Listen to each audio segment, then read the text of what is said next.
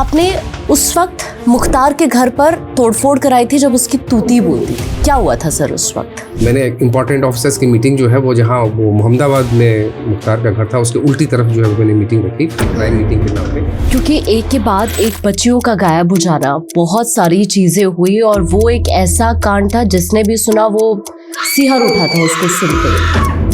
और पंडित जब भी आते थे वो बाहर के जो घर थे उन घरों को इस्तेमाल करते थे for doing party, bringing girls and all those things. और पीछे के हिसाब में उनको पता नहीं था कि क्या हो रहा है नहीं हो रहा है।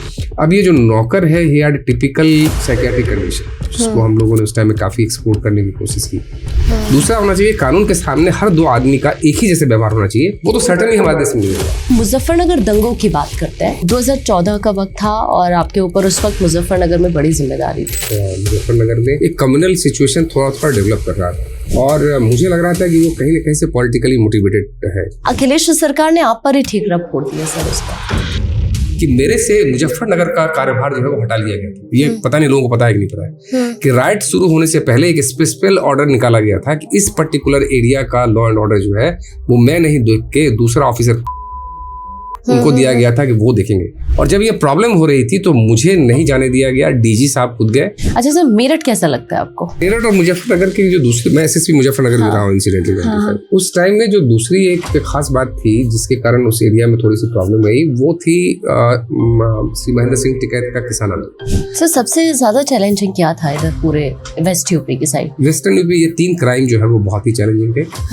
एक तो मर्डर्स थे, मर्डर्स जमीन के कारण होते थे। तो मैंने कहा कि मैं रंडवा रजिस्टर बनाऊंगा, बहुत हमारा विरोध हुआ कि व्हाट इज दिस। ये जो फेनोमेना था शिप्रा शुक्ला का वो तब था जब मैं दोबारा क्लैंस से ही सीएम थे, एसएसपी लखनऊ था, तब ये बात हुई थी।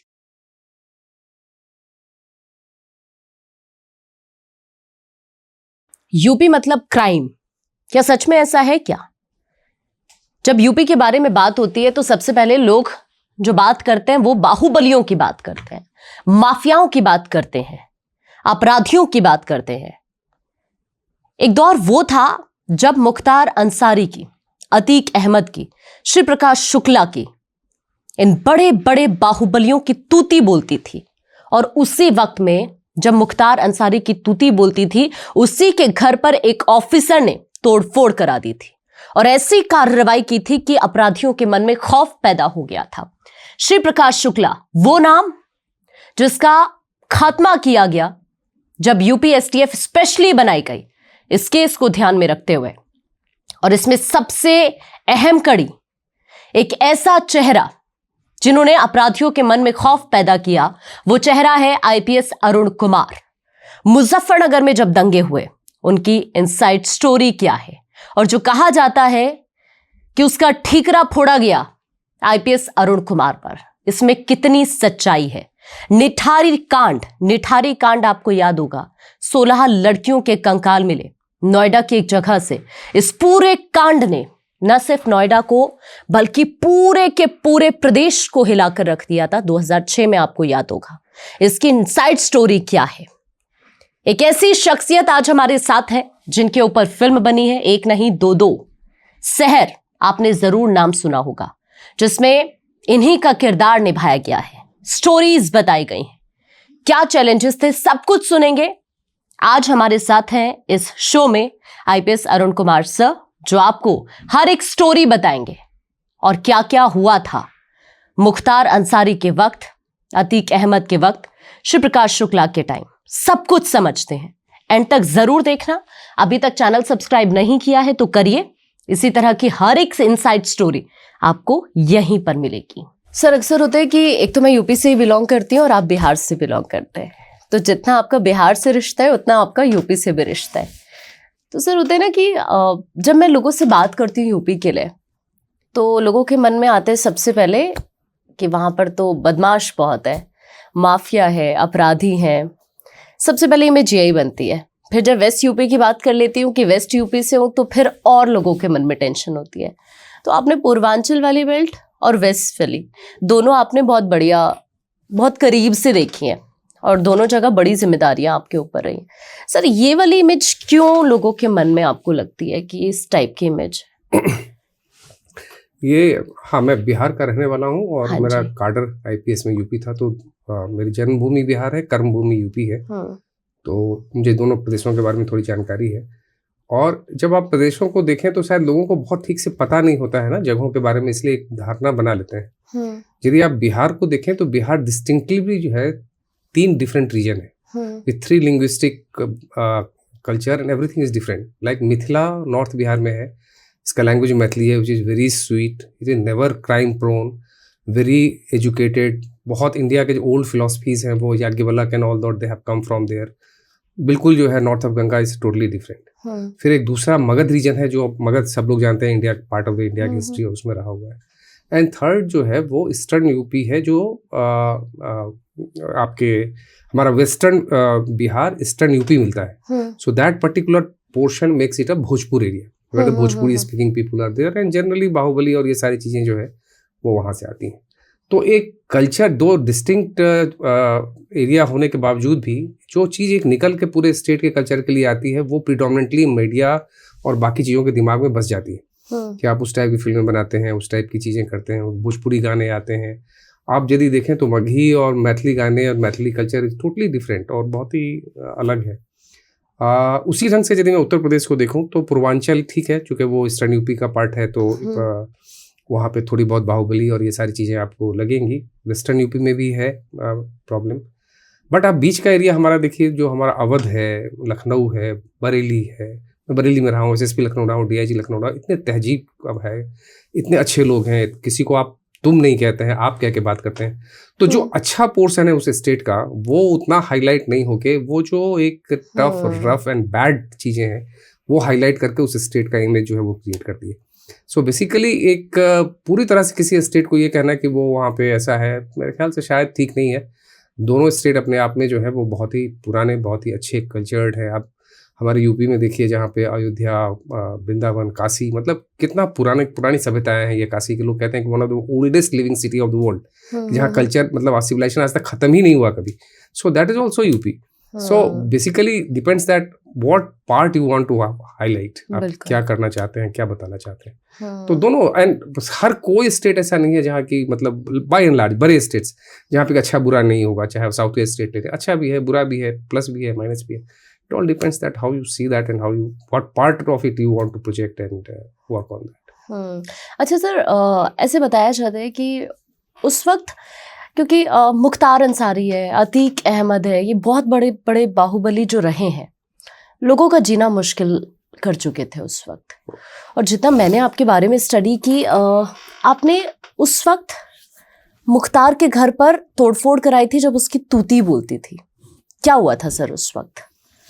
मैं एसपी गाजीपुर पोस्ट हुआ था। इनफैक्ट वो टाइम ऐसा था कि श्री कल्याण सिंह जी ने मुख्यमंत्री पद का भार लिया था और उन्होंने वो कहा था कि माफिया मुक्त, डर मुक्त, भय मुक्त समाज की स्थापना करनी है। और फॉर दैट उन्होंने हेड ऑन जो है वो माफियाज को टैकल करने का एक पॉलिटिकल डिसीजन लिया था। और पूरे यूपी में जो है वो उसी ढंग का ऑफिसर जो है, खास करके उन इलाकों में जहाँ माफियाज हैं वो पोस्ट किए जा रहे थे। तो पूर्वी उत्तर प्रदेश में तो जो है वो गाजियाबाद में शैलजाकांत मिश्रा, बुलंदशहर में वीके सिंह, और यहाँ पे जो यादव गैंगस्टर वगैरह थे उन लोगों की गिरफ्तारी वगैरह हो चुकी थी, लेकिन ईस्टर्न यूपी में वो चीज़ नहीं हो पा रही थी। और मैं उन दिनों एसपी सिटी कानपुर था जहाँ दंगे वंगे मैंने संभाले थे, तो might have come into his knowledge. और उन्होंने मुझे जो है वहाँ भेजा एंड इट वॉज टोल्ड कि you are being sent there to handle the this eastern UP mafia, specially the Mukhtar Ansari, क्योंकि बहुत टेरर था उनका। तो जब मैंने वहाँ कार्यभार लिया गाजीपुर का, तो आई फाउंड कि most of the police people were on his payroll, they were compromised. तो पुलिस के द्वारा कुछ करना वहाँ पे बहुत ही मुश्किल लगता था। तो देन पकड़ने की बात तो अलग थी, कोई भी जो एक उनके गिरफ्तारी का वारंट है या गिरफ्तारी यदि किसी की नहीं होती है तो एक हम लोग कुर्की वारंट कहते हैं इसको, उस टाइम 82-83 सीआरपीसी के अंदर हम लोग हैंडल करते थे। तो किसी की हिम्मत नहीं थी कोई 82-83 वगैरह जाके वहाँ पे तामील कर दे या वारंट चिपका है, तो ना तो हिम्मत भी नहीं थी, मिले हुए लोग थे, मिक्स जो है वो बुरा माहौल था। तो मेरी वहाँ पोस्टिंग के बाद देन वी डिसाइडेड कि and it was task and I had to do it.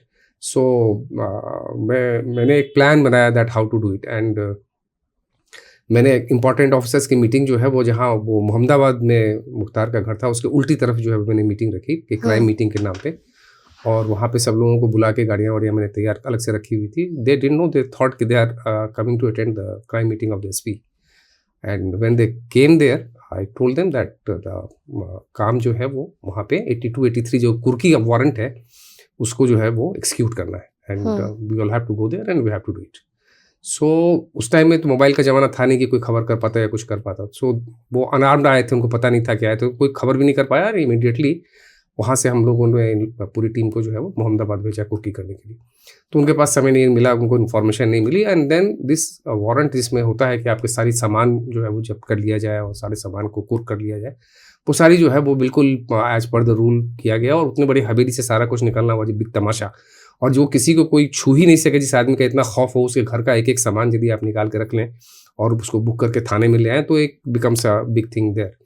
और उसका रिप्रकशन ये हुआ कि असेंबली चल रही थी उस टाइम में, और उनके एक बड़े भाई शायद विधायक थे मिस्टर अफजाल अंसारी, और उन्होंने जो है वो पूरा विधानसभा, उनके समर्थक जितने लोग थे उन्होंने विधानसभा का कार्रवाई ठप कर दी, डिमांडिंग बाय ट्रांसफ़र कि जब तक वो नहीं हटेंगे तब तक नहीं होगा. And they made the allegation कि ठीक है वो एक मकान मुख्तार का है, बट हम लोगों का अनडिवाइडेड मकान है, तो मेरा भी मकान था, मेरे मकान में कुर्की क्यों गई. और जब तक आपका डिवीजन नहीं हुआ है तो ये मुश्किल था कहना कि ये मुख्तार का मकान है और ये अफजाल का सामान है कि हम ये ले जाएं वो नहीं ले जाएं. तो they made it a just ploy. और but to all the credit to the then chief minister mister Kalyan Singh was a strong man and he said nothing doing. आपको जितना ठप करना है विधानसभा करने हो, he will not be transferred. तो 2 दिन विधानसभा मेरे नाम पे ठप रही. फिर उसके बाद जो है they relented and I was not transferred and further action against the Mukhtar जो है वो वाज कंटिन्यूड. तो एक उस फर्स्ट इंसिडेंट था when the people and my men also thought that he is a strong SP and he has the courage to take on Mukhtar head on and we have to do it. And उन्हीं लोगों से जो पहले उनसे मिले हुए थे, उनके घर पे जाते थे, उन्हीं लोगों से उसके गैंग के सारे लोगों को मैंने अरेस्ट करवाया मुख्तार के पीछे. वो इन लोगों ने जो है मुख्तार के खिलाफ काम किया. तो it all depends how you use the machinery. So machinery was basically defunct at the particular time. They were all demoralised. They were on the payroll. So I got the chance to just encourage them and ask them that yes, I have the mandate, I have the courage to handle them and we will do it. तो हम लोगों ने उसको जो है बहुत अच्छे ढंग से किया और उसका एक बहुत फर्क पड़ा पूर्वांचल में माफिया से खिलाफ. सर उस वक्त कभी ऐसा नहीं लगा, क्योंकि इन लोगों की तूती बोलती थी और कई पॉलिटिकल पार्टीज से इनके बढ़िया लिंक हुआ करते थे, खुद का भाई अगर विधायक है तो फिर वो बंदा अपने आप को कुछ अलग ही पोजीशन पर समझता होता है, तो कभी आपके मन में डर नहीं आया इन लोगों को लेकर? कभी ऐसा कुछ फील नहीं हुआ सर? नहीं, डिपेंड्स कि हम किस काम को कर रहे हैं. मैं यदि मुझे पुलिस के एसपी का काम करना है जो कि उस जिले का हेड है पुलिस का, उसके मन में यदि भय आ जाएगा तो आप कैसे काम करोगे?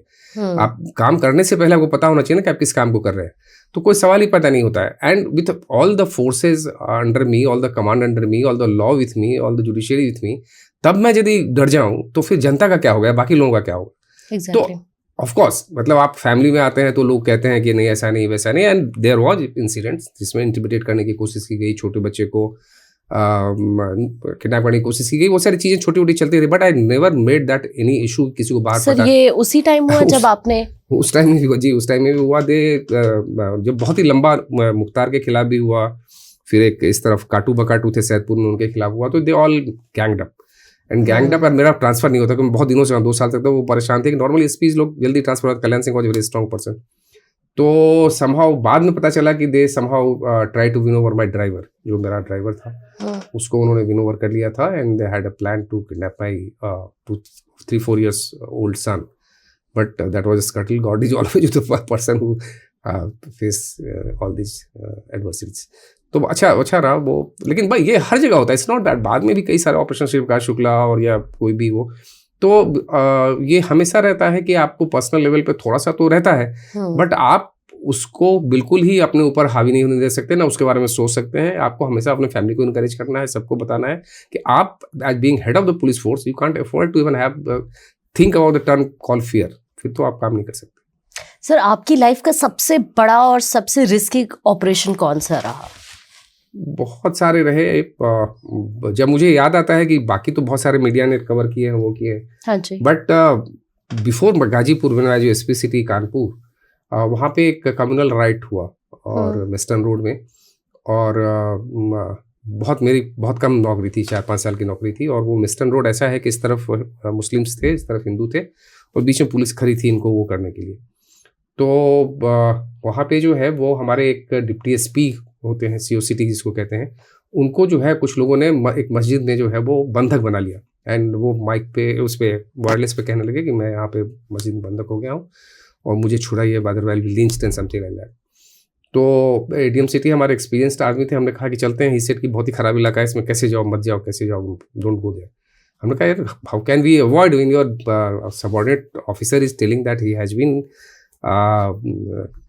confined in a particular place and you have to get him free, नहीं तो आपकी नौकरी, आप नौकरी क्या करो, फोर्स मांगो, जो भी करो, करना तो आप ही को है।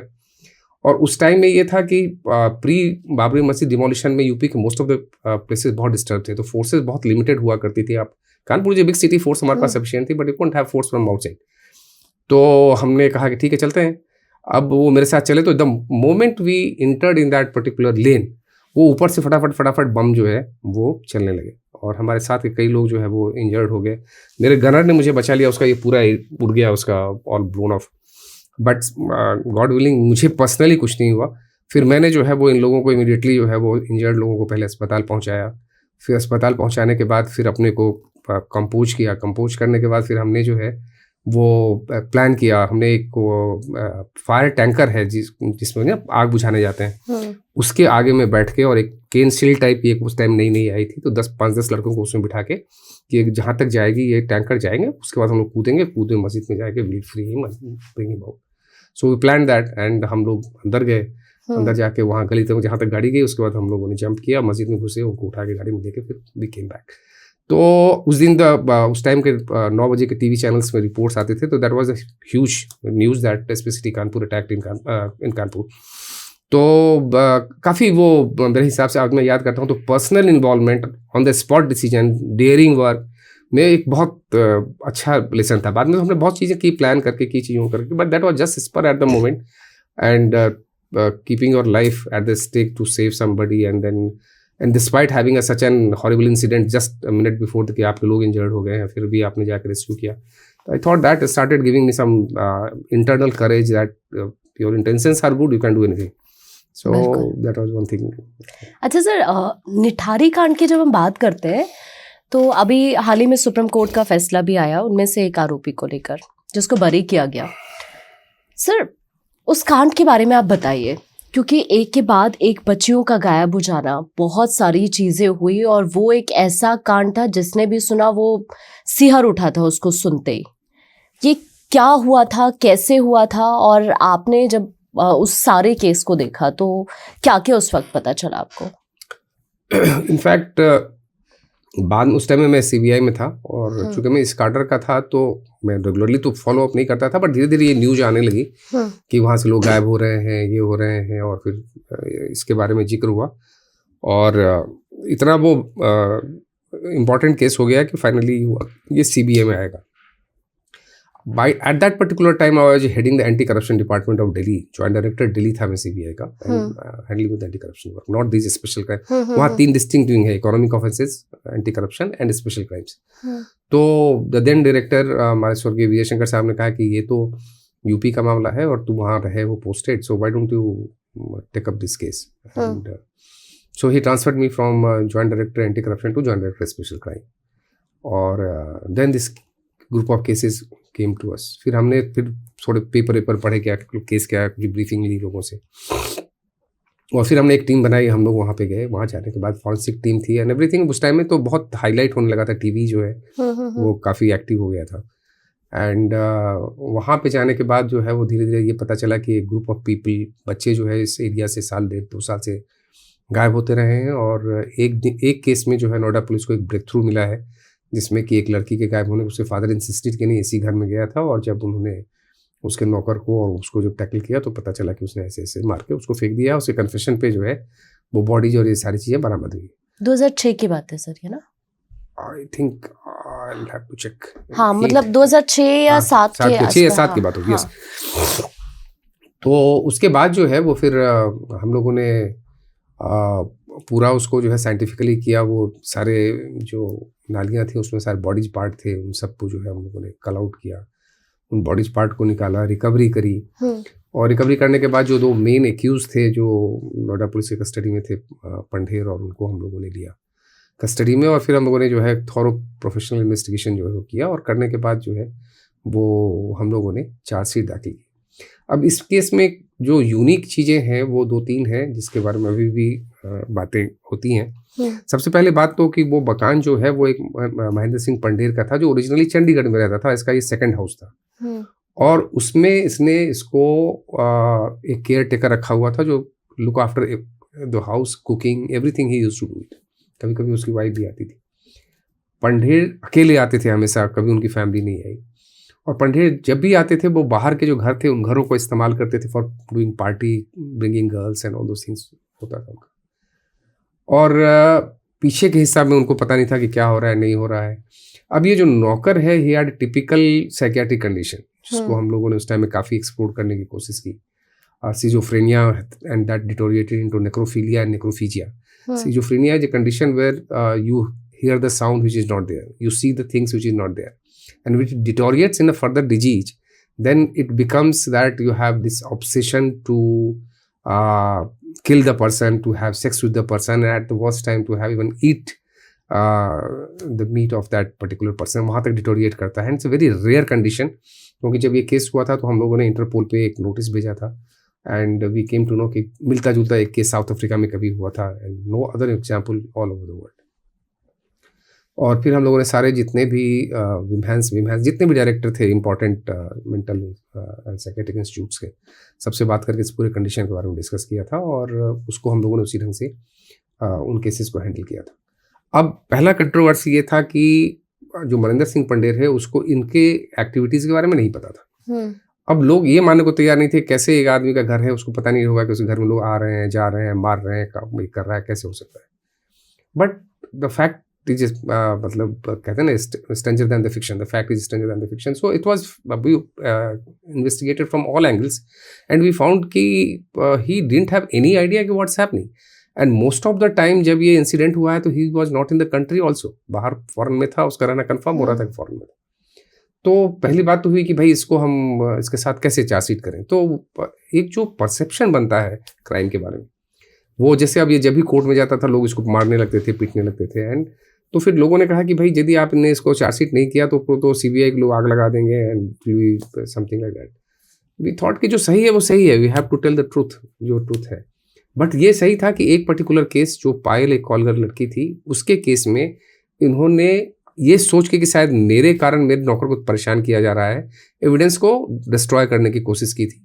तो उसका एक जो क्राइम बनता है उसके क्राइम के अंतर्गत हम लोगों ने उस एक पर्टिकुलर केस में महेंद्र सिंह पंडेर को भी जो है वो चार्जशीट किया और हमने कहा कि मेजॉरिटी ऑफ द केसेस जो है वो इन्होंने किया है। अच्छा, उस टाइम में हम लोगों ने क्या किया कि जितने बच्चे को मारा गया था, जितने लोगों को, उसके लिए इंडिविजुअल अलग अलग केसेज जो है 17-18 केसेस हम लोगों ने सेपरेट रजिस्टर करे और एक ओवरऑल एक केस रजिस्टर किया कि यदि जिसमें कि पूरे इसको दिखाया जा सके। अच्छा, ओवर द टाइम इन्वेस्टिगेशन में करते करते हम लोगों ने चार्जशीट कर दी। अब खैर मैं तो बाहर आ गया, बट जिस ढंग से इसका ट्रायल होना शुरू हुआ उसमें बड़ी एक यूनिक सी चीज़ें आने लगी। जो पहला कन्विक्शन गाजियाबाद के कोर्ट ने दिया उसमें पंडेर और कोहली दोनों को इन्होंने जो है वो कन्विक्ट कर दिया कि दोनों जो है वो जिम्मेवार है। इसमें बड़ी एक फाइन लॉ का पॉइंट आता है कि उस पर्टिकुलर डे जिस दिन उसका मर्डर हुआ था पंडेर ऑस्ट्रेलिया में था, विच वॉज प्रूव्ड। तो जब यदि ऑस्ट्रेलिया में है तो आदमी किसी का मर्डर कैसे कर सकता है, लेकिन वो जज ने उनमें लिखा कि इसको वाइकैरियस लायबिलिटी बनती है। Vicarious liability is a thing which is attracted only in the civil matters. जैसे मान लीजिए आपका ये घर है और आपने किसी को रेंट पे दिया, वो यहाँ पे ड्रग का काम करता है, तो आपकी जिम्मेवारी बनेगी आपने क्यों दिया। बट क्रिमिनल केसेस में वाइकैरियस लायबिलिटी इज नॉट यूज्ड। यदि ऐसा होगा तो कोई भी कहेगा कि मैंने ये फिल्म देखा, उससे मुझे इंस्पिरेशन हुआ और मैंने मर्डर कर दिया, तो आप फिल्म वाले को जो है वो आप प्रोसिक्यूट कर दोगे, ऐसा तो नहीं हो सकता ना। तो बड़ी लेट डाउन प्रिंसिपल है कि क्रिमिनल केसेस में वाइकैरियस लायबिलिटी का प्रिंसिपल नहीं आता है। बट अनफॉर्चुनेटली उतने लर्नेड जजेज ने एक इमोशनल, मैं कहता हूँ इतना इमोशनली चार्ज हो जाते हैं लोग कि लॉ कहाँ जाता है पता नहीं चलता है, वो उन्होंने जो है वो उसको कन्विक्ट कर दिया। तो हाई कोर्ट ने फिर उसको जो है वो टर्न डाउन किया और pass adverse judgement against the session court also. अब उसके बाद एक कोर्ट जो है वो नीचे कोर्ट से वो कन्विक्ट होते गए। अब वो कन्विक्शन के बाद एक कोर्ट जो है वो हाई कोर्ट ने भी अपील कर दिया, सुप्रीम कोर्ट ने भी उसको पनिशमेंट दे दिया। फिर कुछ ग्रुप ऑफ केसेस का जो है वो जजमेंट एक हाई कोर्ट में गया और हाई कोर्ट ने उसको रिवर्स कर दिया ऑन द ग्राउंड्स, उन्हीं सारे एविडेंस पे जिस चीज को सुप्रीम कोर्ट अपील कर चुका था, उसमें ये बनाते हुए कि इनको इतने दिन तक कस्टडी में रखा गया तो शायद टॉर्चर किया गया होगा 164 जो मजिस्ट्रेट के सामने बयान हुआ वो फेयर नहीं हुआ होगा, ये सब कुछ ग्राउंड्स पे उसको जो है वो उन्होंने वो कर दिया, टर्न डाउन कर दिया कन्विक्शन, और सुप्रीम कोर्ट ने उसको अपील कर दिया कि हाँ ये तो है गलत है, कंजेक्चर पे किया हुआ है। और कल जो है, जब चूंकि एक केस में सुप्रीम कोर्ट ऑलरेडी कन्विक्ट कर चुकी थी, तो सुप्रीम कोर्ट यदि ऑलरेडी कन्विक्ट कर चुकी थी तो उसने उस केस को वापस खोला और कहा कि फिर उसको भी, उसमें भी हम उनको छोड़ देंगे। ये बहुत ही यूनिक, अपने क्रिमिनल जस्टिस सिस्टम का बड़ा यूनिक सा पार्ट है कि कोई एक मैट्रिक्स बनाए कि एक ही पार्ट तरह के एविडेंस, एक ही तरह के क्राइम, एक ही तरह के चीज में कई 16-17 जो है वो लोअर कोर्ट इन्वॉल्व रही हैं, एक हाई कोर्ट 16-17 टाइम डिफरेंट जजेज ने उसको देखा होगा, सुप्रीम कोर्ट में डिफरेंट लोगों ने देखा होगा, सब ने अलग अलग अलग टाइप के जजमेंट उसमें दिए, और कहीं पर कन्विक्ट कर हो रहा है, कहीं पर उसको एक्यूट कर रहे हैं, कहीं छोड़ रहे हैं, कहीं पकड़ रहे हैं, कहीं पर रिवर्स कर रहे हैं, और अब फाइनली जो है जिस केस पे सुप्रीम कोर्ट उसको फांसी की सजा दे चुकी है उसको विड्रॉ करके उन्होंने जो है वो उसको बरी कर दिया। तो अब कुछ भी कहना मुश्किल है, मतलब हम too small a person to talk about this criminal justice system, but it shows our criminal justice system, including us as investigator, in a very bad light कि हम कर क्या रहे हैं। वही एविडेंस तो सीबीआई ने आपको तब भी दिए जब आपने इनको जो है फांसी की सजा दी थी। अब उसमें एविडेंस में क्या प्रॉब्लम हो गया कि आपने उसको जो है वो चेंज कर दिया। तो ये बहुत यूनिक बनाता है और इस पर सालों तक डिबेट होता रहेगा और बहुत रिसर्च। लेकिन सर आपको ऐसा नहीं लगता कि अभी बहुत सारे ऐसे केसेस होते हैं हमारी कंट्री के अंदर कि इंसान की जिंदगी जेल में गुजर जाती है? बिल्कुल। और फिर जब जिंदगी के 1-2 साल बचते हैं, अभी मैं एक केस देख रही थी, 93 इयर्स उस पर्सन की एज हो गई थी और उन्होंने अपनी पूरी जिंदगी जेल में गुजार दी। फिर उन्हें सुप्रीम कोर्ट ने राहत दे दी, फिर वो जेल से बाहर आए, मतलब अब पूरी जिंदगी तो वहीं गुजर गई है। तब आप कहते हैं कि निर्दोष है। अब आपने वही, मतलब बहुत अजीब है सर, सालों सालों तक लोगों के केस कोर्ट में पड़े रहते हैं, पूरी मतलब एक परिवार बर्बाद हो जाता है। बिल्कुल। और दूसरी तरफ इस केस में हर कोई जानता है कि यदि उसने नहीं किया तो किसने किया, जिसके घर के सामने, जिसके घर से सारे बॉडी पार्ट मिले हैं। अब कोर्ट ये कहती है कि ऐसा मतलब जो बाहर का रहने वाला आदमी है और लोअर सोशल स्ट्रेटा का आदमी है वो कैसे काट सकता है इतने बच्चों को। अब हम लोग जो है इसी चीज़ को प्रूव करने के लिए उसको एम्स ले गए, एम्स में उसको एक बॉडी दी गई, बॉडी को पूरा उसने दिखाया कि कैसे काटता है, और वहाँ के लोगों ने, फॉरेंसिक्स एक्सपर्ट्स और एनाटॉमिस्ट ने कहा कि इसको तो बहुत ज़्यादा एनाटॉमी की जानकारी है। कारण ये था कि उसके फादर जो है वो भैंसा काटते थे, भैंसा का बिजनेस करते थे, तो एक जानवर को काटने की उसको आदत थी, उसके कारण उसने किया। अब इस चीज़ पे डाउट करना जिसका एविडेंस है, तो अब ये आप कह रहे हैं कि लगता तो यही है किसी ने किया, बट कंजेक्चर पे हम नहीं जाएंगे और कंजेक्चर पे हम किसी को कन्विक्ट नहीं करेंगे। Then who killed all these people? यदि उस घर के सामने में इन लोगों ने नहीं मारा तो किसने मारा? एंड प्रूफ ऑफ स्टैंडर्ड और एविडेंस जिसमें आप पहले कन्विक्शन कर चुके हैं उस पर आप कह रहे हैं कि वो नहीं है, तो supreme court is supreme court, nobody can say anything, but it really asks for a review of our criminal justice system कि हम करते क्या है और होता क्या है और क्या होता है। मतलब मैंने जब हम कहते हैं ना कि हमारे पास एक बेसिक प्रिंसिपल है कि इक्वलिटी बिफोर लॉ नहीं है हमारे पास, एक कहते हैं रूल ऑफ लॉ कि कानून का राज होना चाहिए। दूसरा होना चाहिए कानून के सामने हर दो आदमी का एक ही जैसे व्यवहार होना चाहिए। वो तो सर्टेनली हमारे देश में नहीं होता है किसी के लिए, और कौन कानून वही कानून किसी के लिए कुछ दूसरे ढंग से ट्रीट होता है, दूसरे के लिए दूसरे ढंग से ट्रीट होता है। आप जेल में चले जाइए, जो बड़े अच्छे लोग हैं, पैसे वाले लोग हैं, उनको देखिए किस ढंग से रखा जाता है। अभी बैंगलोर में लोग सस्पेंड हुए, हर हमेशा होता है। जो गरीब आदमी है उसकी जो है जमानत हो चुकी है लेकिन बॉन्ड भरने वाला कोई नहीं है, वो बाहर नहीं आ पाता है। इक्वलिटी बिफोर लॉ नहीं है। सिर्फ हम इस बात पर डिसाइड करते हैं कि वो सीधा साधा भोला भाला लड़का था, वो कैसे कर सकता है, तो फिर कैसे होगा? बिल्कुल।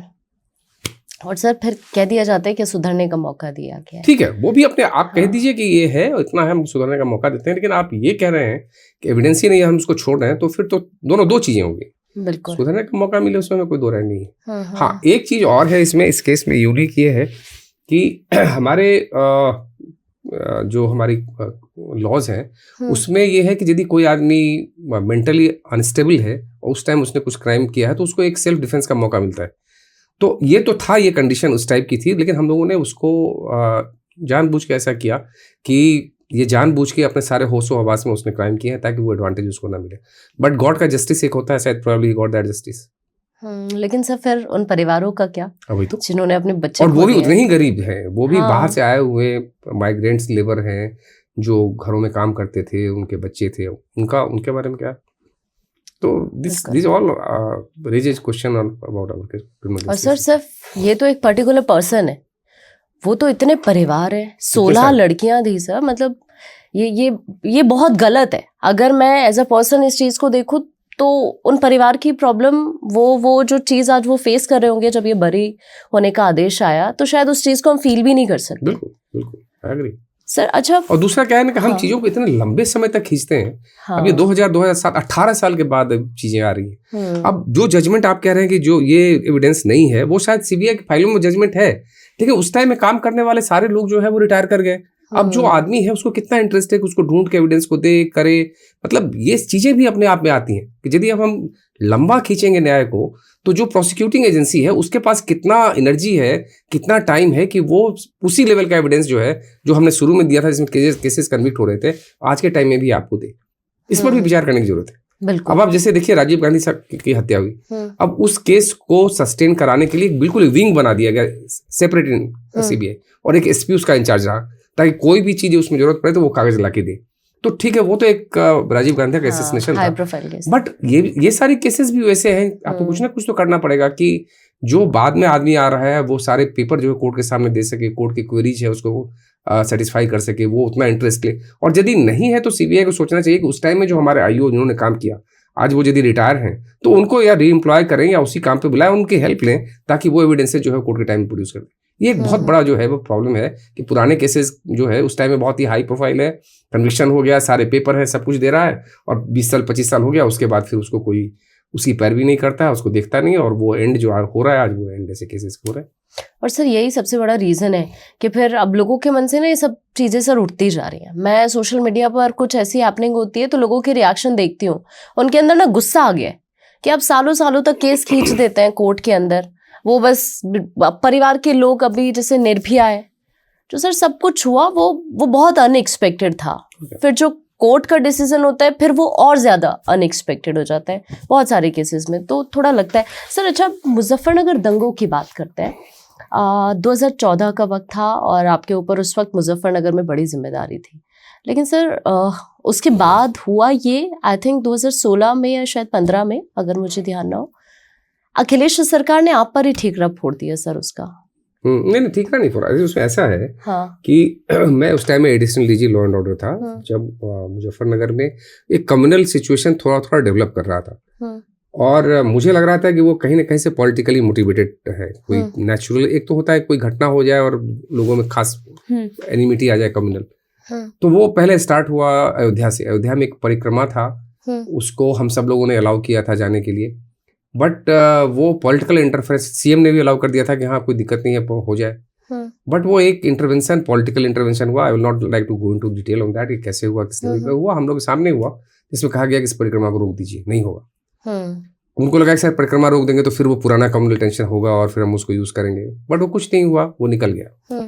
अब वो निकल गया तो फिर वो दूसरी जगह पे समहाउ दे वांटेड कि कुछ हो, एंड ये एरिया जो था सहारनपुर मुजफ्फरनगर वाले एरिया में एक कॉन्शियस एफर्ट हुआ एक रिफ्ट पैदा करने के लिए, और उस रिफ्ट को पैदा करने के लिए जो चीजें हो रही थी उसमें मैंने कई चीजों को जो है सामने रखा, और वो चूंकि कॉन्फ्लिक्ट नहीं जनरेट हो पा रहा था, तो एक बहुत बड़ी चीज़ है जो मैंने इंक्वायरी, इसकी जो एक जुडिशियल कमीशन हुआ था उसमें सारे पेपर मैंने प्रोड्यूस किए थे कि मेरे से मुजफ्फरनगर का कार्यभार जो है वो हटा लिया गया था। ये पता नहीं लोगों को पता है कि नहीं पता है कि राइट शुरू होने से पहले एक स्पेशल ऑर्डर निकाला गया था कि इस पर्टिकुलर एरिया का लॉ एंड ऑर्डर जो है वो मैं नहीं देख के दूसरा ऑफिसर, जो नाम नहीं लूंगा, उनको दिया गया था कि वो देखेंगे, और वो डायरेक्टली देख रहे थे।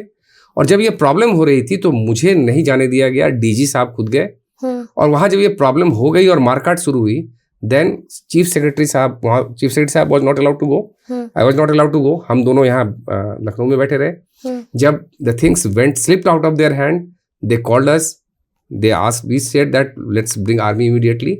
आर्मी को बुलाने में जितना टाइम लगा उतना ही डैमेज हुआ। They gave me the special plane early in the morning, I landed in the Muzaffarnagar, and Muzaffarnagar में लैंड करने के बाद जब तक मैं वहाँ रहा, मेरे अपने सामने में all incident was brought to zero. जितना हो चुका था उसके बाद मेरे जाने के बाद कोई भी इंसिडेंट वहाँ पे नहीं हुआ, but they wanted something different.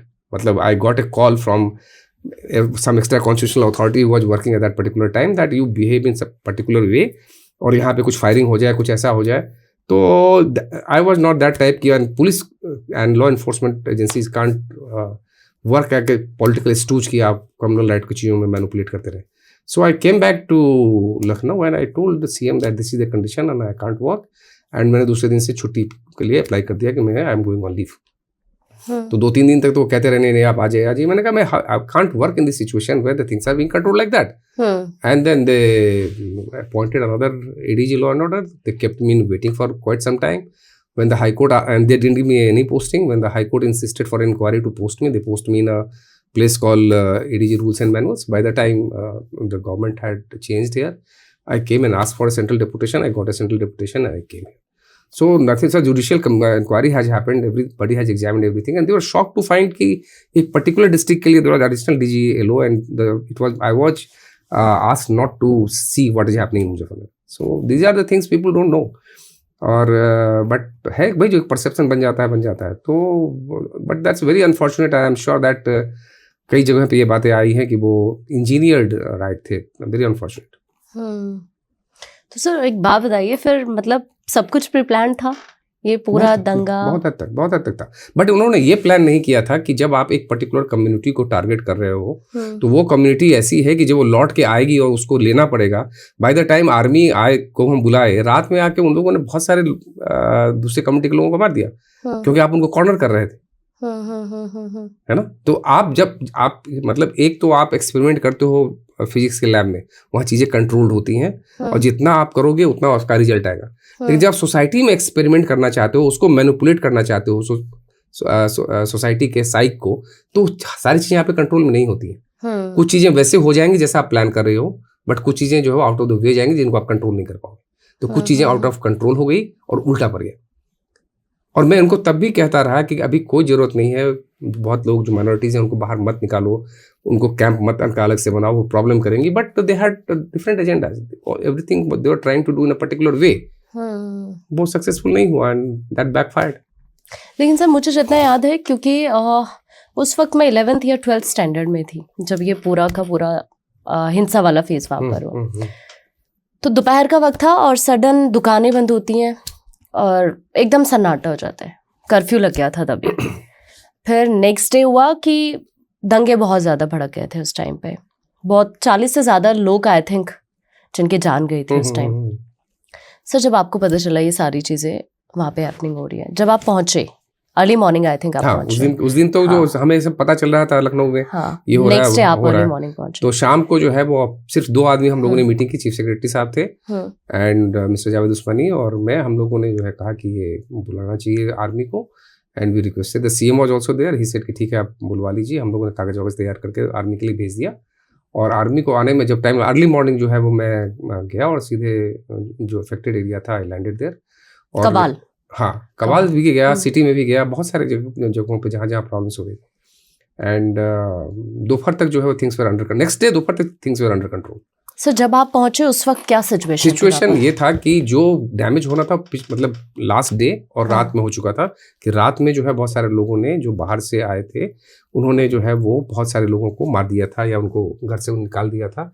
तो वो घर से बाहर निकल रहे थे. बट चूंकि उनको ये डर हो गया था कि आर्मी भी आ रही है और हम लोग पूरी तरह से नेक्स्ट डे एक्टिव हो गए थे. तो दोपहर तक एवरी इंसिडेंट, सारे incident was under control. But उसके बाद उसके जो रिप्रिकॉशंस थे कि उनको घर से निकालना या वो डर गए थे बहुत सारे लोग कि हम वापस गांव में नहीं जाएंगे. हम उनको कॉन्फिडेंस बिल्डअप करके गांव भेज सकते थे, लेकिन फिर वो एक नई बात होगी कि इनको अलग से इनका कैंप बना दो, इनको बाहर निकाल दो so that you can project की कितना सफ़र कर रहे हैं ये वो सारा एक वो था. एंड तीसरे या चौथे दिन जो है वो टुक द रिस्क कि हमने मुजफ्फरनगर शहर में कर्फ्यू लिफ्ट करने के लिए जो है वो कहा इसको divisional commissioner DIG DMSSP everyone there and we experimented. It went off peacefully और 3-4 दिन के बाद हम लोगों ने कर्फ्यू वहाँ से लिफ्ट कर दिया and things were absolutely alright. Sir कुछ ऐसा था उस वक्त कि लोगों से धर्म पूछकर उनको मारा जा रहा था? कुछ ऐसा था कि... ऐसा तो तब होता है ना जब आप अननोन जगह पे जाते हो. हाँ. वहाँ पे तो गाँव में हो रहा था, सबको पता है कि किस गाँव में कहाँ पे एक कम्युनिटी के लोग हैं, कहाँ पे दूसरी कम्युनिटी के लोग हैं. तो पूछने की जरूरत ही नहीं थी. ये मतलब ये जैसे आप पहलगाम में देख लीजिए जहाँ पे इंसिडेंट हुआ, वहाँ टूरिस्ट है, यू डोंट नो कि एक्स कौन है वाई कौन है, आप पूछ रहे हैं. बट मुजफ्फरनगर में जहाँ पर कि हर आदमी एक दूसरे को गाँव में जानता है कि कबाल में किधर एक्स कम्युनिटी की गाँव घर है, वहाँ वाई कम्युनिटी का, वहाँ पूछना क्या है.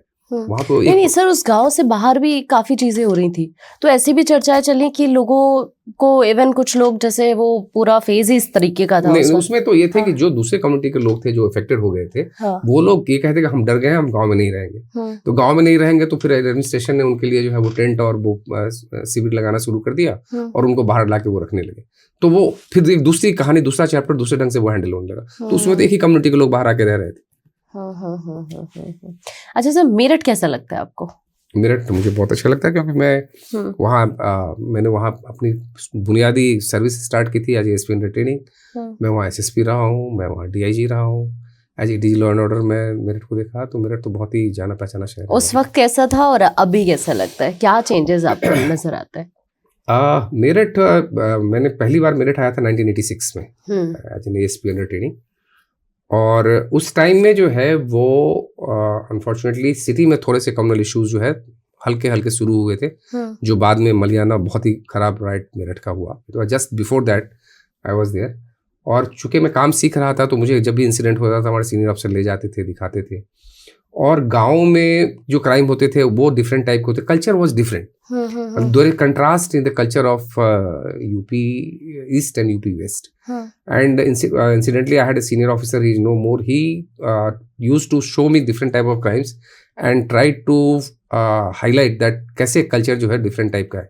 For an example, I will tell you that there was suicide case, जिसमें कि एक नौजवान ने जो है जहर खा लिया था.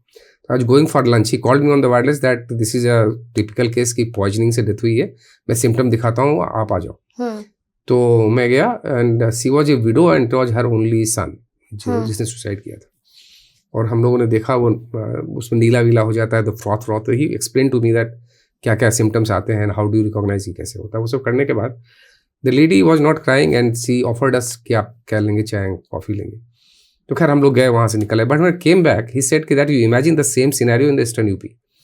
If a lady, single lady has lost his son, she will be inconsolable. इतना रोएगी कि उसको चुप कराना मुश्किल होगा, उसके आसपास के घर के लोगों में खाना नहीं बनेगा. तो इतना इमोशनल वहाँ पे जो है वो चीज़ें हैं. और यहाँ पे comparatively they are emotionally strong, they know how to handle the grief and things like that. So ऐसी छोटी छोटी कई चीज़ें हैं जो हमने स्लोली, उनके खान पान के तरीके में बहुत का फ़र्क है. तो वो स्लोली जो है वो ईस्टर्न यूपी के जो ग्रैनुलर डिफरेंसेस हैं उसको हमने देखा और अडेप्ट किया. मुझे एक एडवांटेज ये था कि थोड़ा, मैं उससे पहले IIT रुड़की का प्रोडक्ट था, तो 3 साल रुड़की में रहा था, तो थोड़ा सा एक्सपोजर जो है उस एरिया का.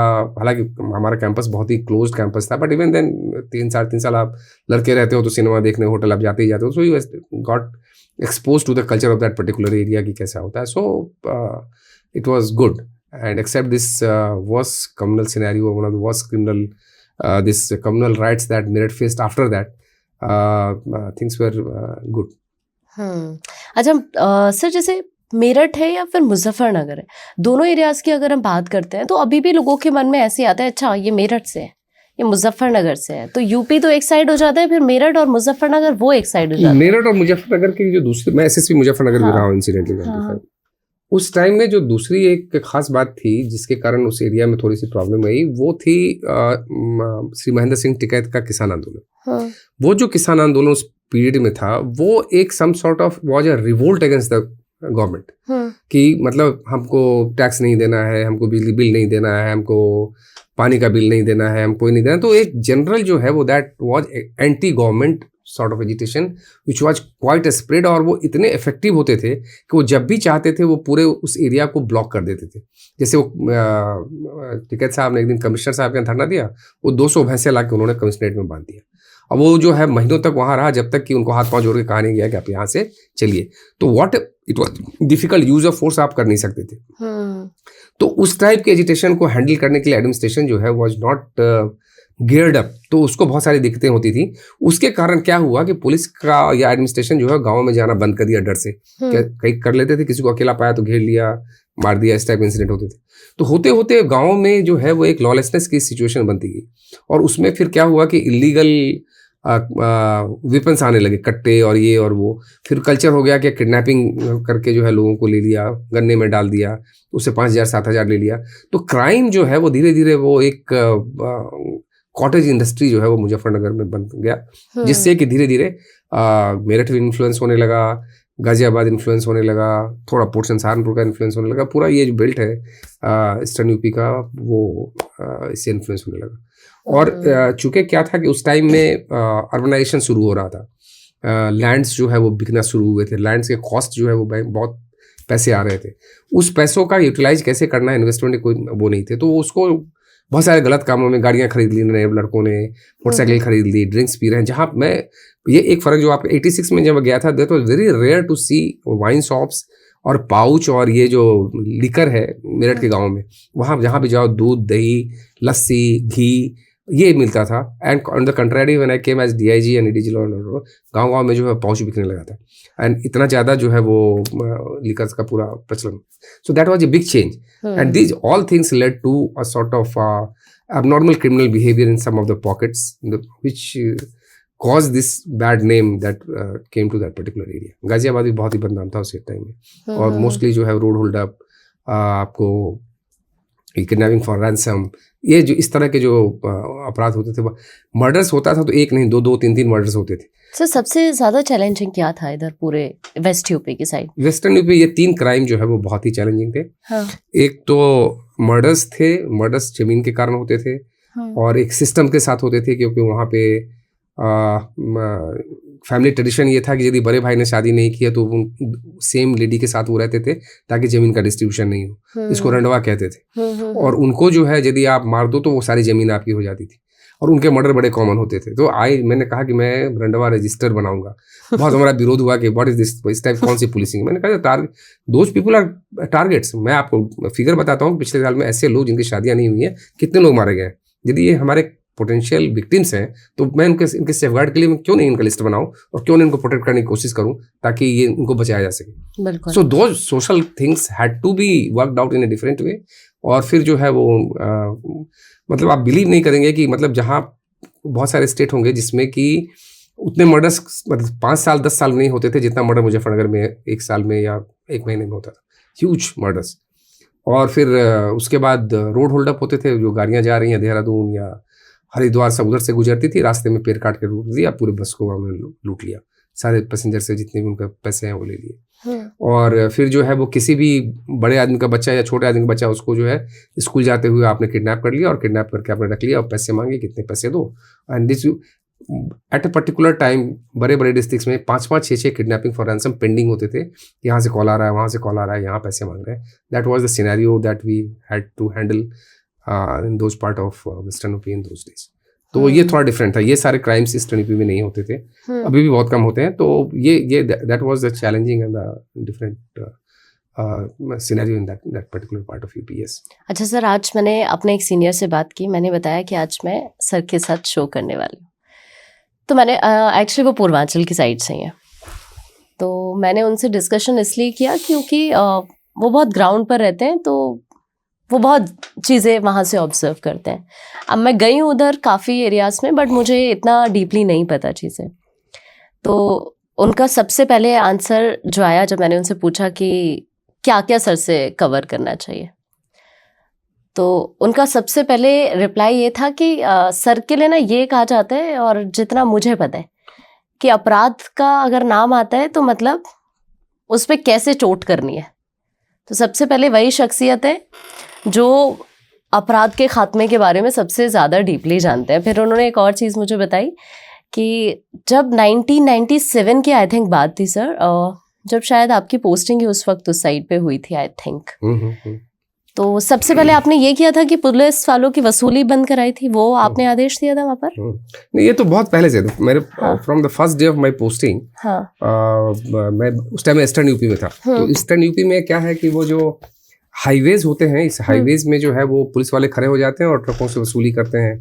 RTOs वाले हैं, फॉरेस्ट वाले हैं, मतलब बिल्कुल बना देते हैं। तो वो मैं मेरठ में देख के गया था अंडर ट्रेनिंग में, that was my regular posting in Varanasi.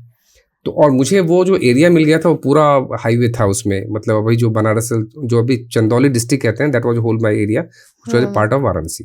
तो वो जितने भी थाने थे, मुगल सराय, सैयद राजा अली नगर, चंदौली, वो सब हाईवे के थे, और उसमें ये लोग पूरी वसूलियां करते थे। और उसमें जो है वो फिर हमने कई बार ट्रकों में बैठ के और अपने साथ एक गनर को साथ में बिठा के फिर हम जाते थे, और जहाँ पुलिस वाले पैसे मांगते थे फिर उतर के पहले तो उनको समझाया, उनको कुछ को सस्पेंड किया, फिर बाद में केसेस रजिस्टर कराए, और धीरे धीरे मैंने जो है पूरा बंद करवा दिया। रोड पे बिल्कुल वसूली बंद हो गई। नॉट सिर्फ पुलिस की, एक सेल टैक्स वाले जो है वो इलीगल वसूलियाँ करते थे। मैंने एक आपको शायद भेजा भी था पॉडकास्ट, आरटीओ, इसमें आरटीओज को हमने पूरा पकड़ा था और उनको सस्पेंड किया और था। आप ही ट्रक के थ्रू शायद ट्रक के थ्रू में गया था और वहाँ पे मैंने उनको ट्रैप किया था। तो वो पूरा का पूरा जो है वो रोड पे जो अनसेफ रात में पूरी वसूली होती थी different departments of government, I insured कि मेरे टेन्योर में नहीं हो। And that I followed in यहाँ भी, जहाँ कहाँ भी पोस्टेड रहा, जहाँ हाईवे थे, जहाँ भी शिकायतें आती थी तो मैं करता था। और it was my way of working की अब क्या होता है ना कि आप किसी डिस्ट्रिक्ट में एसपी जाते हो तो आपको एक सेट पीपल घेर लेते हैं जो आपको फीड करते हैं कि ऐसा होता है वैसा होता है। You don't have independent ways, या फिर जो लोग आपके पास आते हैं पत्रकार, और वो भी उनको भी लिमिटेड होता है।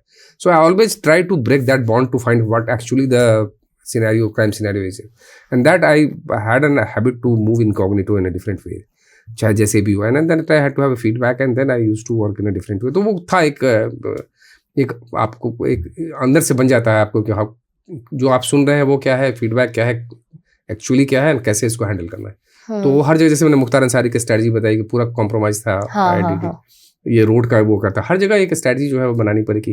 डंडवा रजिस्टर हो जाना, unique thing that was done की यदि हो रहा है मर्डर, नोबडी थॉट कि यदि इस ढंग से हम इसको मतलब मर्डर को रोक भी सकते हैं। तो वो एक दिमाग चलने लगता है कि ये situation, this is the problem and this is the solution. Being an ITM, वो हमेशा दिमाग प्रॉब्लम सोल्यूशन काम करता रहता है कि कैसे इसको हैंडल करें। सिमिलर श्री प्रकाश शुक्ला में दैट मोबाइल फोन, पहली बार हमने मोबाइल फोन टैप करना शुरू किया जब ये एक प्रॉब्लम बना कि हाउ टू मेक सर्वेलेंस का इक्विपमेंट, हम मोबाइल फोन को कैसे बनाए, वो पहली बार हम लोग का किया हुआ है एसटीएफ यूपी में। तो वो धीरे धीरे एक दिमाग का ट्रेंड था, तो lot of trends got established. अच्छा सर, ये श्री प्रकाश शुक्ला का आपने जिक्र किया, मैंने बहुत सारे पॉडकास्ट सुने हैं वैसे उनके, लेकिन मैं आपसे सुनना चाहती हूँ क्योंकि आप तो उस केस की अहम कड़ी है। एसटीएफ बनी और जब वो नींव रखी तो आप सबसे प्रमुख चेहरा है उसका, आपका सबसे ज्यादा योगदान है। सर, श्री प्रकाश शुक्ला, मतलब बहुत चीजें उसके बारे में कही जाती हैं कि मंत्री की हत्या कर दी, फिर सीएम, उस वक्त तत्कालीन सीएम जो रहे कल्याण सिंह, उनकी भी सुपारी उसने ले ली थी। सर वो क्या सिनेरियो था वो पूरा? वही सिनेरियो जो है ना, यूपी का जो है वो चेंज होता रहता है। जैसे कि मैं कल्याण सिंह साहब पहले टेन्योर की बात कर रहा था कि वो जो है, जब हम लोगों ने एसपी गाजीपुर वगैरह का काम किया था, फिर बाद में बहुत सारे अनस्टेबल गवर्नमेंट काफ़ी आए। यूपी का पॉलिटिकल सिचुएशन बहुत अनस्टेबल हो गया पोस्ट डिमोलिशन ऑफ बाबरी मस्जिद। कोई गवर्नमेंट 6 महीने के लिए, कोई गवर्नमेंट का भी प्रेसिडेंट रूल है, तो उसके कारण ना पूरा का पूरा पॉलिटिसाइज्ड एडमिनिस्ट्रेशन जो है वो, और उसके कारण जो है वो नेचुरली फिर दोबारा जो है माफियाज और ये सारे लोग जो है फ्लरिश कर गए थे। तो ये जो फेनोमेना था श्री प्रकाश शुक्ला का, वो तब था जब मैं दोबारा, कल्याण सिंह ही सीएम थे, एसएसपी लखनऊ था, तब ये बात हुई थी। और उसमें ये था कि ये क्रिमिनल नए ढंग से चीज़ों को जो है वो इस्तेमाल करता था। लाइक पेजर आया था तो पेजर का इस्तेमाल करना to hide his location, to have sophisticated weapon like AK-57। उस टाइम में लखनऊ में AK-56, AK-47 nobody had thought की कोई होता भी है जो इतना डेडली वेपन होता है। Then he had links with the Bihar mafias, Bihar के लोगों के साथ बहुत कनेक्शन था, वहाँ उनके साथ क्राइम में जाता था, उसमें क्राइम में करता था, जो हमारा पहले लिंक था नहीं। बिहार यूपी गैंगस्टर में कोई लिंक था नहीं, ईस्टर्न यूपी में भी नहीं था बहुत ज़्यादा। उसने उनको इन्वाइट किया, नॉर्थ ईस्टर्न रेलवे, गोरखपुर के जो रेलवे के ठेके होते हैं उसमें उनको इन्वाइट किया कि आप भी पार्टनर विद अस। जो एस्टैब्लिश्ड गैंग्स हैं जो ठेके लेते हैं, शंकर तिवारी, वीरेंद्र साई, उनसे हम फाइट करेंगे और हम लोग will have the full monopoly on the ठेकाज ऑफ ईस्टर्न यूपी। तो उन्होंने बिहार के गैंग को इन्वाइट किया। तो that was a new element that came, that brought a new influx of weapons, armouries, and that provided them the additional places to hide people. Mokama में, आज मोकामा भी चूँकि बिहार का इलेक्शन हुआ है, so it's very famous. Mokama में अभी जो एक कैंडिडेट की वाइफ खड़ी हैं, वो उनके जो हस्बैंड थे, ही वाज हिज accomplice, उनके साथ हम लोगों ने काफ़ी कुछ किया हुआ है।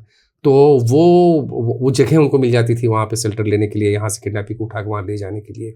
मोकामा में, बिहार में वैसे ही उस टाइम में कोई हिम्मत नहीं करता था कहीं जाने की, हम लोग को जाकर रेड करना पड़ता था। तो ये सारी चीज़ें पिक्युलरिटी जो है ना, वो that made Shri Prakash Shukla the Shri Prakash Shukla. And वो टाइम होता है ना किसी का, वो हो जाता है। Then the end came that then we started working on that again, that how do you handle that. And first time the biggest success I got that when I was SSP Lucknow. एक हमारे Coca Cola के bottling के एक industry से लखनऊ में, उनका बेटा का उन्होंने किडनैपिंग कर लिया था। और वो हमने उसको गाजियाबाद से छुड़ाया था उनके 2-3 साथियों को मार के.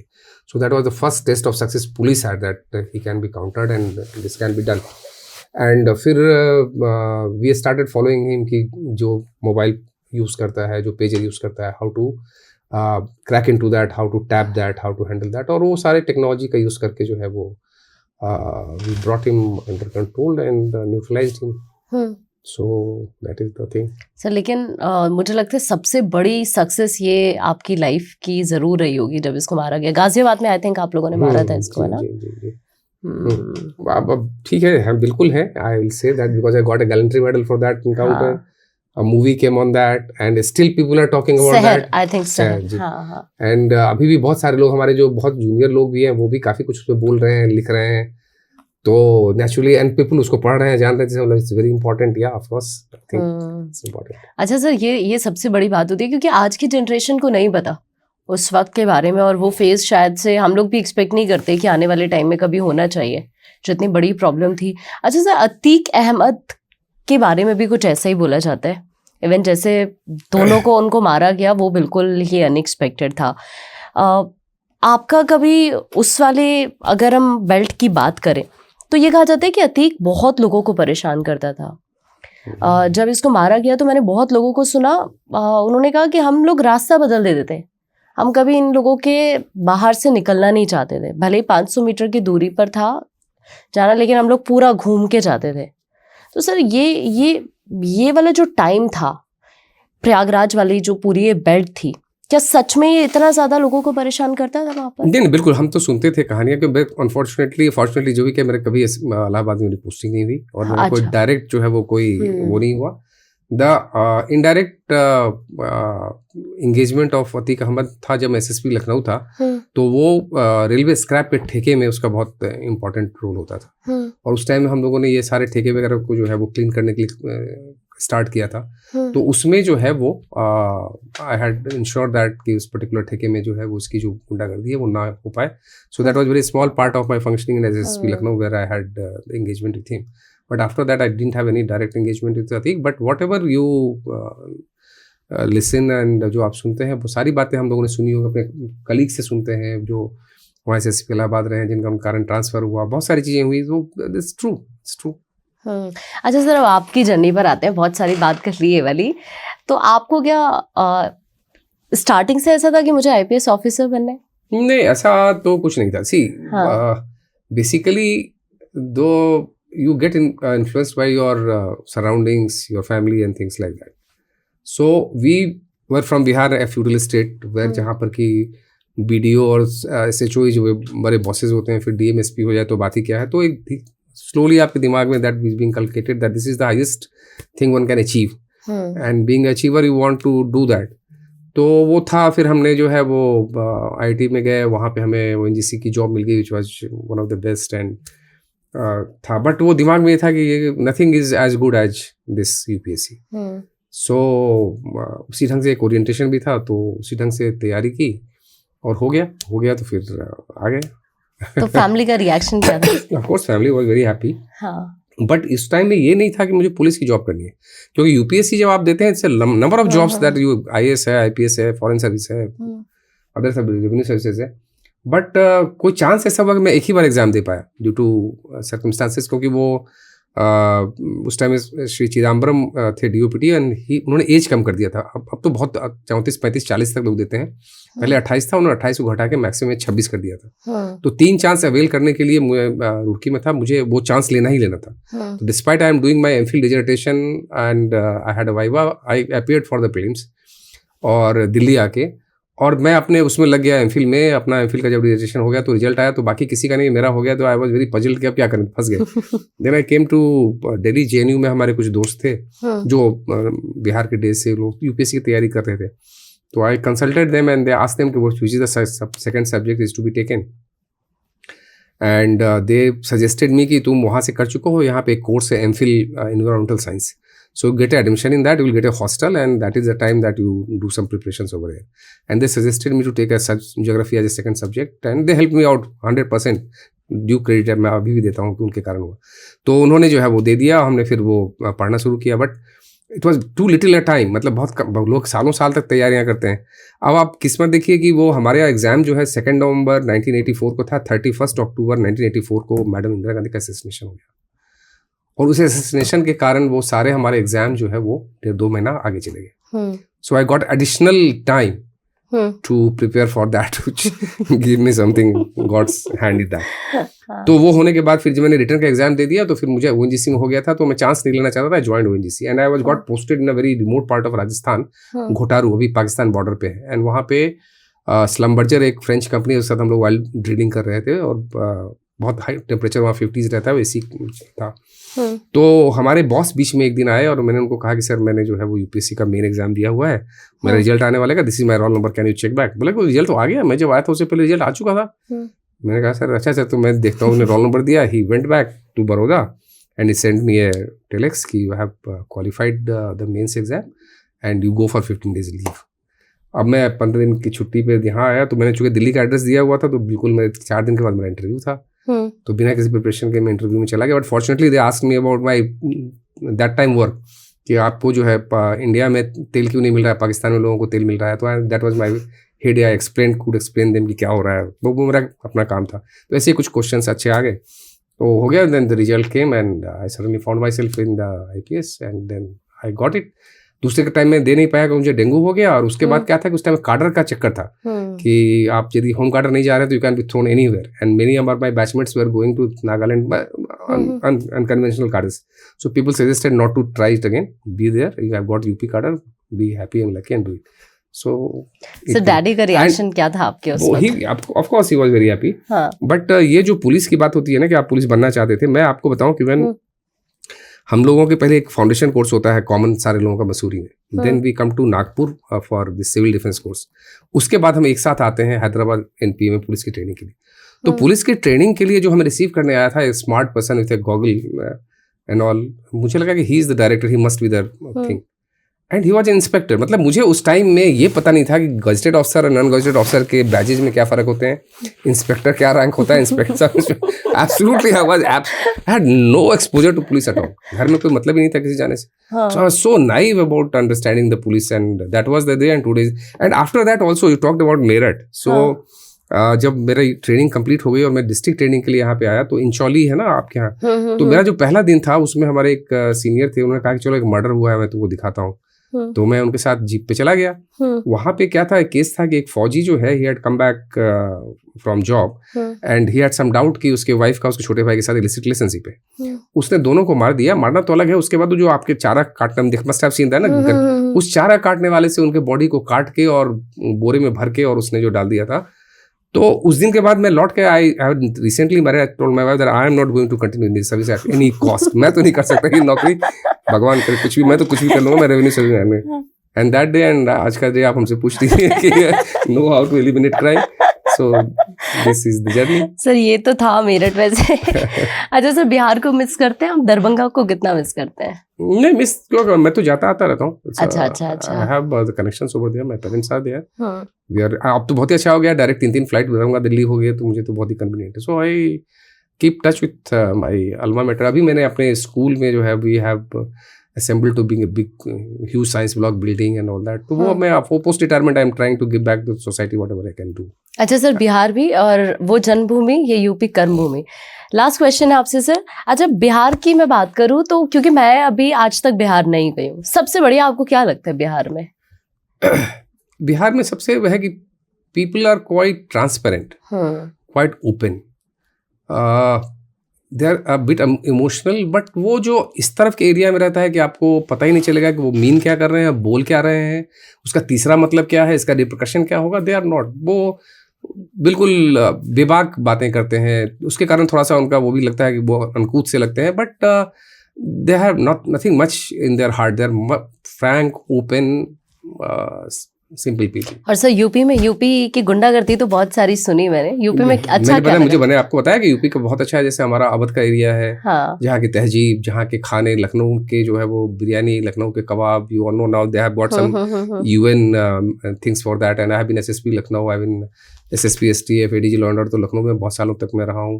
क्या वहाँ पर जैसे कबाब तो बहुत ही फेमस है, हाँ, लेकिन वहाँ बहुत सारी अब तो शॉप्स भी इतनी सारी बहुत हैं, आगे हैं। लेकिन आप वहाँ जाओ तो मैं बताऊँ, जैसे बिरयानी खानी है आपको, तो आप इदरिस की बिरयानी खा के देखो एंड देन यू कंपेयर, और कितना का फर्क पड़ता है। और पहले क्या होता था ना कि वो जो दुकानें कुछ थी वो तो थी, वहाँ के जो कारीगर थे ना वो चले जाते थे बॉम्बे में या बाकी शहरों में, और वहाँ जाके लखनवी चीजें जो पेश करते थे।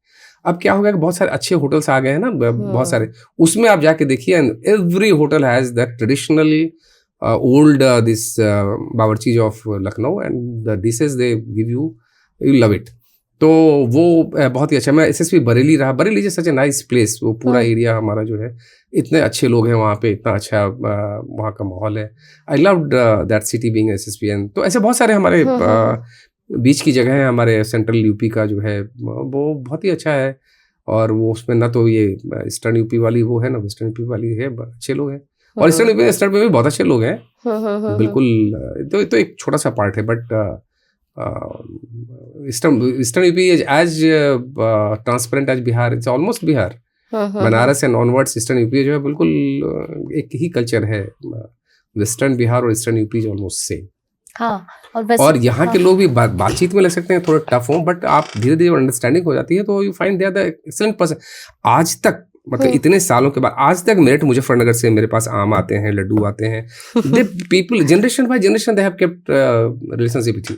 बहुत सारे गोयल साहब की भी डेथ हो गई, उनका बेटा जो है वो आता है, राजा साहब की डेथ हो गई, उनका बेटा आता है, तो नथिंग टू डू ना, इतने साल हो गए। सो इट्स नॉट पीपल कहीं पे खराब और अच्छा होता है, अच्छे लोग बुरे लोग हर जगह होते हैं।